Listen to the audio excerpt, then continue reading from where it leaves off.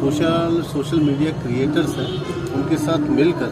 नमस्कार, जय जवाहर संगवारी हो। मैं छत्तीसगढ़िया में मैं सीएम मानिकपुरी आवाज़ में हूँ भिलाई सेक्टर 6 कला मंदिर में, जहां आज एक बहुत बड़े इवेंट कराए जाते हैं। यहाँ के एसपी द्वारा, दुर्ग जिला के एसपी द्वारा यहाँ बहुत बड़े इवेंट कराए जाते हैं, जेकर नाम है call of the creators.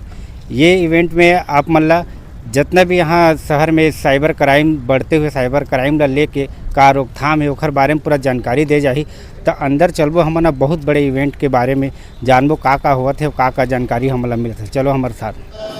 Solution आता है, बोर्ड फिक्स आता है, इस तरह की चीजों को यूज करके लोग नशा कर रहे हैं।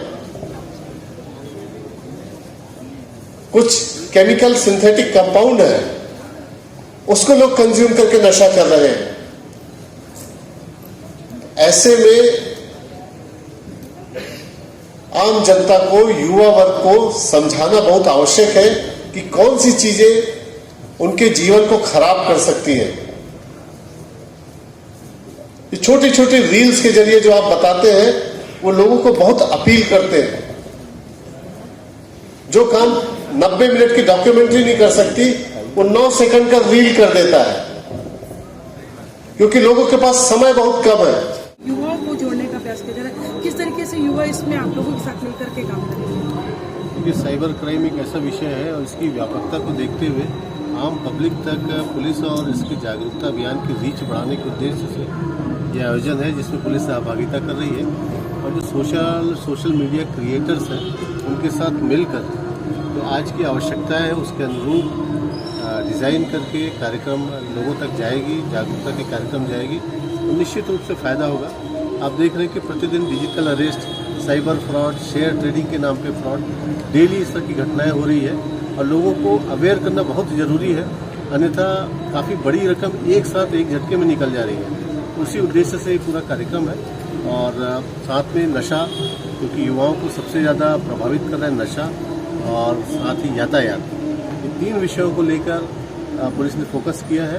और उम्मीद है सोशल मीडिया क्रिएटर्स है उनकी मदद से पुलिस अपनी बात को लोगों तक आसानी से पहुंचा पाएगी। सर जागरूक, क्या ये छत्तीसगढ़ में पहला जिला होगा जहाँ इस तरीके से युवाओं के साथ मिलकर ये प्रयास किया जाता है? देखिए, हमारी कोशिश ये है कि भिलाई एक आधुनिक शहर है और जो चीज़ें समाज में हो रही है और जो साइबर फ्रॉड के नए तरीके हैं वो सभी जाने, ताकि अवेयर बने।